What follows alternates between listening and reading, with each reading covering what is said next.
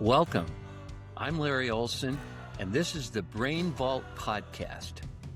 Did you know that the thoughts you're thinking right now are shaping the life you'll live tomorrow? Well, in this podcast, we just don't talk about mindset. We decode the blueprint behind behavior, performance, and possibility. This is where science meets real-world strategy, and your brain stops running on autopilot. If you're ready to turn default thinking into intentional living, you're in the right place. Well, welcome everyone to the Brain Vault podcast, of course, where we unlock how the brain really drives performance. Now, what if the habits that made you successful are the very habits preventing your next level of success? What if it's the identity you've been operating from? Because sometimes the very version of ourselves that created the success is the version we eventually have to outgrow. Today's guest, Grace Najean, is a transformational leadership strategist and former master coach for Tony Robbins. With over 5,000 coaching executives, entrepreneurs, and high performers, and that's hours, by the way, Grace helps leaders move from burnout and pressure into a more aligned, intuitive style of leadership that creates success without sacrificing fulfillment. She's the creator of the Soulfluence Awakening and leads the Soulfluence Retreat in Lombok, Indonesia, where leaders learn how to reconnect with their clarity, energy, and purpose, and you and I can as well. Well, let's open the Brain Vault. Grace, I want to welcome you to the Brain Vault podcast. Wow, Larry, thank you so much for the introduction. And then I'm so honored to be here with you and for your audience. Hopefully they can get something out of this podcast, and then I can serve their lives. Thank you so much. You know, I wanted to start out with this question for you. What do you think the biggest lie about success that ambitious people believe that actually leads them straight into burnout? Mm. I realize most of my clients and high achievers, the worst word or the word they don't want to accept is burnout. Aha. If somebody say, "Oh, I think you're burned out," and then they go say, "No, I'm not. Everything is fine," right? And they don't want to accept it's okay to be burned out, and it's okay to feel tired and fatigued, right? So as you mentioned, I spent 8 years coaching, founders, executives, and name it. And as a master coach and platinum coach, Tony Robbins and my private clients. And what I noticed is high achievers don't struggle because they lack ambition or intelligence. They struggle because they are exhausted internally. So they're achieving, but they're doing it more from pressure. On outside, everything looks successful, but on the inside, clarity narrows, decision fatigue increases, and passions shortens. I call this achievement fatigue. So yeah, it's when success is still happening, but it's powered by stress and fearful space. So you cannot scale or increase your leadership from that survival mode. So that holding your breath can take you a long way, but ultimately all of us have to breathe. And do you think this is where the imposter syndrome kind of comes from? You know, that old adage, never let them see you sweat, always have all the answers. And especially now where we're beginning to recognize how important it is that we're transparent and that we're real with our people if we expect to get engagement. Sometimes some leaders just think of that as another box to check. And they haven't really embraced it as much as it's just another thing I need to do. And you and I can read right through that, and so can anyone else that doesn't feel the genuineness and sincerity. Mhm. So, how does your work assist these leaders in making this transition from, I got to act like I got it all together, and then ultimately to be able to start to relax a little bit and become a little more transparent? Yeah, so as you mentioned, you're spot on. Most leaders think they need a better strategy. And that's how, they function. They're intelligent, they're capable, they have lots of knowledges, yeah. Um, but at senior levels, the issue isn't strategy. I think it's a state. So your Hmm. nervous system determines your leadership quality. If you are stressed, rushed, or reactive only, you make different decisions than when you are calm or clear and aligned with yourself. And the scary part is high performers are very good at functioning under stress. Hmm. So you push through and then you do more, and to the end. But functioning is not the same as leading powerfully. So your state creates your strategy, not your brain and intelligence. Hmm. Hmm. I I deal with a lot of leaders who are so into strategy they don't know they're into strategy. And I had a leader of a very large company who unfortunately found out that his marriage wasn't what he thought. He Mm, had found out that his wife was no longer involved in the marriage, and he found it out in a very in your face kind of way. He mhm, went to a counselor, which was a big step for him. And he said, "How long do I have to feel this way?" And, she realized he wanted an answer. And so she said, "Well, at least a year." He said, "Let's do it in 6 months." And it was back to that strategy again. And if that's the horse we rode in on, and if you will, if that's where we got all our success from, mhm, how do we make that transition? Because we've mhm. got to first make it up here before we're gonna make it in here. How do you assist leaders in this discovery? Yeah. Um, Yes, there are many ways we can explain that, and many, different coaches and speakers and thought leaders have a different way to explain. But I think it comes down to the same thing, yeah, at the end of the day. But as an operating system, I explain leadership in three levels. Okay. So just it's not mystical things, but just the way to show or how can I say kind of a metaphor. So Okay. the first dimension they are in functioning is a 3D survival mode. Hmm. So this is where most high achievers operate without realizing it, as you mentioned. Everything feels urgent. Time feels scarce. Money Hmm. feels tight.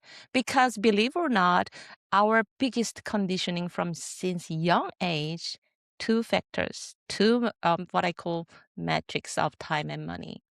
Do I have a time? Do I have money? Isn't Hmm. it? Hmm. So no matter how much you make, you will push again and or you freeze. Yeah. So Hmm. decisions comes from fear or failing behind. You don't know how many people comes even higher level tell me, Grace, this is a horrible feeling. I always compare with others. Hmm. Hmm. My Hmm. colleagues are not truly colleagues, they are competitors because we are Mhm. fighting for a position together, Mhm. right? Yeah. So that's a survival mode, as I mentioned. So this is a stress-driven leadership. Now, if we go to 4D for a fourth dimension, it's more about awareness mode. Yeah, when you start to read the books or do some meditations or uh, do some personal development, this is when leaders start noticing their patterns. So Hmm. they pause more, they question urgency, and then they start thinking about purpose and values. So Hmm. pressure is still here and it's still knowledge, but you can make transformational changes from your brain, yeah? But Mhm. it's not being managed. What I call 5D now, fifth dimension is coherent leadership, where I want to bring all my clients into. This is where something shifts. So you are calm but powerful, clear but not rigid, and strategic without being not, stressed. So Mhm. you respond instead of just reacting, and a decision feels clean. So 3D is reacting, 4D is reflecting, and 5D is responding. Wow. That's huge. Neuroscientists talk about the fact that 95% of our day we're unconscious, which means we're just reacting to one situation after another. And, most of that, as you're aware, is driven by our amygdala, our reptilian brain, the fight, flight, freeze. And when it's employed, it begins to shut down the frontal lobes. So we don't have the ability to reason, to be rational, to move from the third dimension to at least the fourth, which is a heck of an improvement, let alone being in any danger to getting to the fifth. So is your process a process over time, or is it a strike of lightning that creates such insight that they don't want to go back to the 3D level anymore? Mm, Yes. So this is the paradox most executives, high achievers resist because slowing down feels unproductive. You Because bet. you've been conditioned to doing more all the time. But when you pause, your thinking sharpens, your decisions improve, your Mm, communication strengthens. So, my daughter used to be a professional tennis player, and right. I think there's a Roger Federer, the top, formal number one tennis player. He said all the things you do because they train a lots of hours. If you put all together. Like almost 6 8 hours of training, not only tennis but fitness and then meditation and the taking of all that. He said, whatever you practice on court is not on the court. It has a progress. It's only when you have a rest. That's where you progress. And I Mm, think it's the mm, same thing when you go to gym and then you do weight and then fitness. It's not the moment when you do weight it builds the muscle. It's when you rest that 20 seconds in between. That's where the muscles grow, right?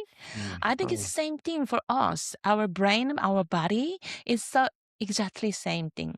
So slowing down is not doing less.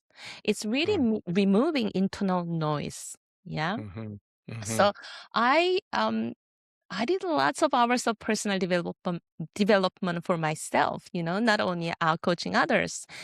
So after over decade and the thousands hours of personal development, what I realized was not only one thing helped me to be in this state. Uh, it's really the combination of your body, your mind, and your awareness, or you can say consciousness, soul, spirituality, whatever you say, your values and intuition. So I did a yoga, tai chi, qigong, name it. Yeah, I did the most of the good things, necessary for body and mind meditation, vipassana, TM meditations, and all that, and spiritual path. But don't get me wrong, when I was in corporate world, like 15, 20 years ago, I thought yoga was after the retirement. So boring. yeah, And meditation was after the death. I don't have a yeah, 5 minutes close my eyes. So why would you do that, right? yeah, But after decades of personal development, that's what I came up. So really, I work with my clients for their alignment of their body, mind, and awareness together. mm, mm.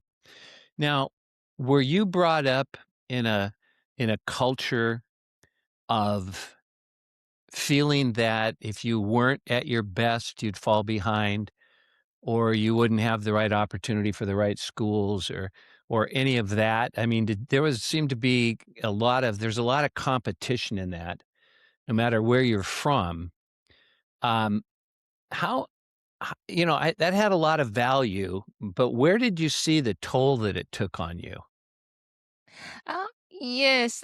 So my path has been a little unconventional. Yeah. So I started as a concert pianist, professional Oh, classical music pianist for wow. 15 years in Korea. Oh, And then I okay. went to Europe and then I worked in corporate strategy and sales for over 10 years. And then I came here in Australia. Now I live in Australia for Oh, yeah. 17 years. So I've been coaching since 2010. I started Ah, study, coaching study first. And then I was a Tony Robbins client first, and then I became, one of his coaches. So here you go. So all my journeys, I look back now, I think there were purpose of all everything.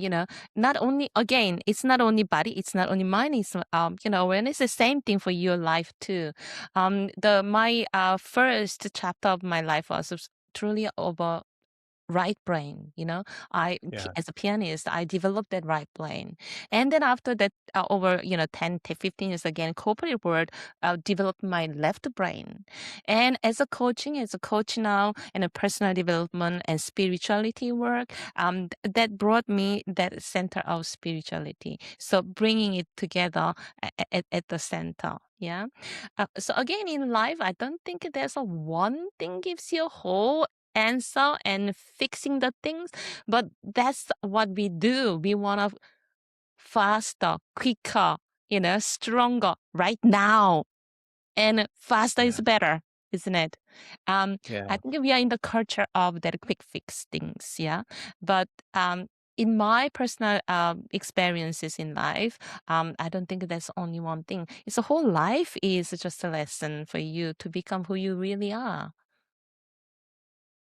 Yeah, that's the holy grail, to become who you really are. I think a lot of people wonder, do I not know who I am? Have I tried to be somebody that society wanted to me or my family wanted me to be? Um, how do you assist people in even understanding the term, allow yourself to be who you are? Mm. Yes, so I consider myself as a self-leadership coach. Okay. Not only leader, because most of my clients, they are already leaders in their, Okay. Yeah. personal life and professional life. But somehow they became too early, or they've been leader only for others.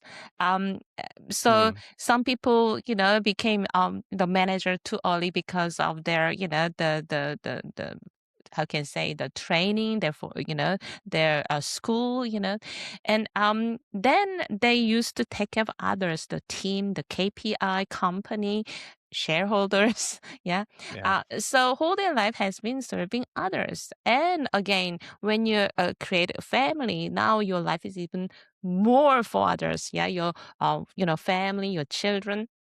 So therefore, whole their life, there's a no myself, self understanding. So some clients comes in and say, "Hey, Grace, I want to be happy finally." And it's really, really good. And what makes you happy then? Mm, Silence. wow. And I don't know. I don't know what truly makes me happy. Maybe family time, holidays, but other than that, so that's how much we are disconnected with ourselves. We are Mhm.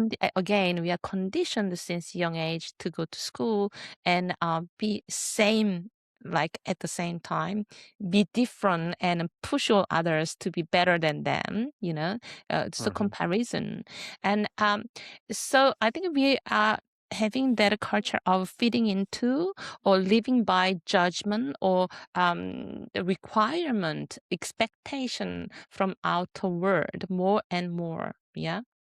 Yeah.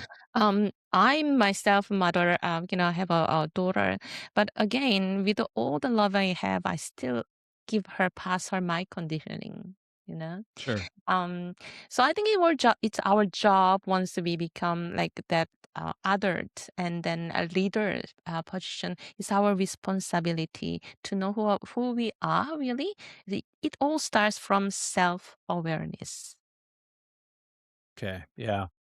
And I think that what I have found in my coachings and opportunities to engage with leaders is this fear that if they get too self-aware, they won't like what they've discovered.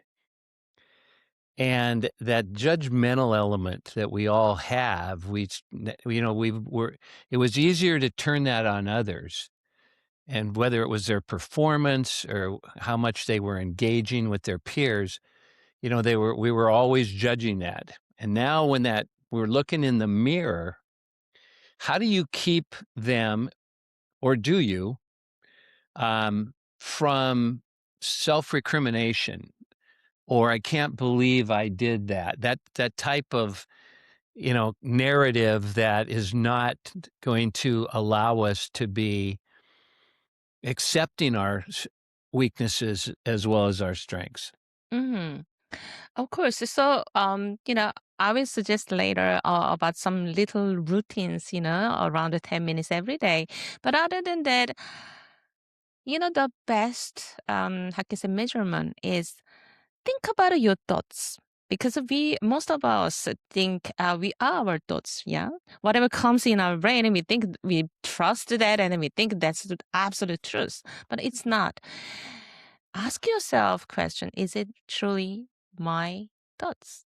Is it truly my voice? Where does Mm, that come from?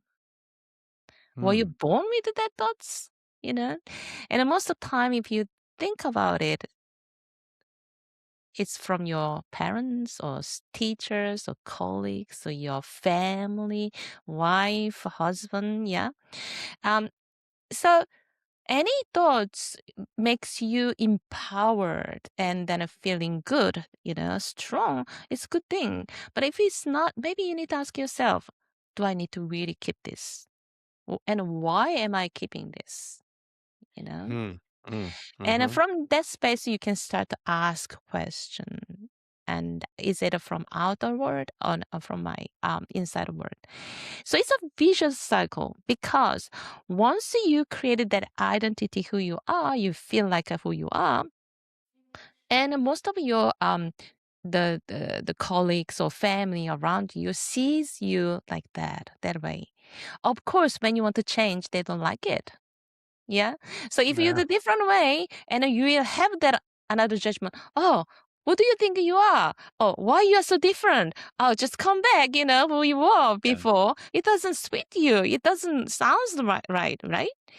So then we discourage it, and then we give up, and then we come back again and to who we supposed to be, and play Mhm. the role. Wow. Yeah. That's, that creates so many answers as well as questions. And one thing I wanted to talk about now is one of the things that all of us need when we can't rely on ourself to give it is the concept there's something greater than self that loves me. Um, or there's something greater than self that hates me. I mean, depending on if you're, what's your dogmatic upbringing or your uh, train of thought. But when you think of spirituality as not being a dogma as much as something greater than self, and I'm a believer that it's a positive energy, and that the universe is conspiring to do us good, and yet we fight that. We fight that because we're fearful. Well, what if that isn't the case? And that's why some people look out beyond themselves to get the affirmation that I'm okay. How do you tie spirituality into this process? Because it's such a huge role. that is a part of us, whether we want to understand that or not. How do you tie that in so that it becomes an ally and almost a pillow to feel comfortable in when I lay my head back, that it's going to be okay? Hmm. Yes. When we talk about spirituality, it's not about religious connotation. Yeah, we Right. agree about that. So it's nothing about that. When I say really a spiritual journey is really finding myself and my soul and the connection between myself and, as you mentioned, the biggest, bigger power of the universe. Because obviously we are here not by our own decision. So it means that something or someone who created us and then, make this happen. But I know one thing, went through all this spiritual work. Yes, there is some power beyond us, but we are that power too. Hmm, We hmm, are part of hmm. that power. Yeah. So I'm really big believer of that. Whatever you believe is the truth. That's how Good. much powerful it is. So whoever you are, you think you are, you believe, that's who you are. Yeah. And how you believe about the word is for you. Mm-hmm. Mm-hmm. So what would you like to choose? Where do you Mm-hmm. want to be? Who do you want to become? It's absolutely up to you. Yeah. But all the society, all the conditioning will show you, no, you don't have a power. It's not you. You need to listen to others. You need to follow up. You need to fit Yeah. in. That's a Who, conditioning. who do you think you are? Right? Exactly. That scolding and shame kind of, um, it's really interesting. I believe that as it evolved as we may think we are, we're still very prehistoric in a lot of ways on how we think and how we interact with one another. And I think that most people want to choose that which brings out the best in them so that they can bring out the best in others. Um, but and I really feel what the energy that I'm getting from you is you are the master, because you're not providing them with answers as much as creating opportunities where they can find their own answers. And that requires your ego to be kind of put to bed when you interact with others. As tempting it is sometimes for us to give advice, it's that old, when the student's ready, the teacher will appear. And our opportunity is to get people to a position where they truly want to find out. And is that from third dimension to fourth dimension, that element, or is that fourth dimension to fifth dimension? Uh, that's more like from fourth to fifth, Is it? But Okay. again, you can't go from third dimension to fifth dimension. You need to go through that, each dimensions, Okay. because, the three dimension has a, integrated second dimension, right? So we grow at that, the phases, different steps. But again, if I just shortly come back to your quote, that hmm, I think there are two big reasons why. Because you know people make people want to make you small, not Mm, because they are bigger, but because they want to have a power on you, mhm, because mm, they want to feel stronger. It's mm. nothing about you, but it's about them. So therefore, they will do whatever it takes, make you smaller or not who you are. Make you be the one they want to be. Yeah. Ah, Um, wow. and because from a young age we are taken off our personal power, then it's much easier to let others rule your life, isn't it? Mm, mm, Just give me mhm. what to do, and then I will do it well. And I'm good boy, good girl, good student, Yeah, good, yeah. son, good husband, and that's it. Yeah. So there's nothing wrong with it. In my opinion, that's life too, yeah? And there are Yeah. lots of successful people with that in their terms of success. But what is really truly success for you? And if you feel happy and energized, empowered, there's nothing wrong with that. But if you start to feel disempowered, and most of the time that reflect on your body too, start to have a headache, neck pain, sleep disorders, and all that, then maybe you need to start to ask questions. Is it the life I really, really deserve, or I want to Mm. make? Beautiful. Beautiful. Yeah, they say that the number one fear of man is rejection. And because if we're not social creatures, we can't continue the species. And so naturally we become people pleasers. And our culture is designed to reward that. And so I think that a lot of times is where people lose their sense of identity and and who am I? And what unique role can I bring to the party? And I think what you're doing is just fascinating, and I'm very, very enamored by the insights and the wisdom that you have, and I'm so glad that we got this opportunity to interact together. Um, I wanted to ask you, for people out there who are kind of in between where they want to be, they really recognize what we're talking about, but maybe are feeling a little stuck. Um, what advice would you provide for them? And then secondly, how do they go about getting a hold of you or finding out more about your work? Mm-hmm. Sure. So I think everything starts from your decision. No one else can make that decision for you. Hmm. I think it's just really self-trust. If you trust yourself, if Mhm. you believe in yourself, make that decision to become who you are, because that's absolutely possible.